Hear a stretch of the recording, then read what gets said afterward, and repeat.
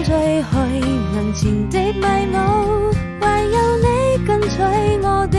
腳步，迎面而來鮮花佈滿了小路，是我修身的溫度。在每個白天黑夜裏，我踏上愛的旅途，帶我們走到這神秘的森林深處，邁出第一步。或許是教會天主最介意不再孤獨，許下的一定要一起擁抱幸福，為夢想去追逐，用最寶貴的禮物，總有人為你祝福。我多想離開這裏，等待下一場大雨，為最遠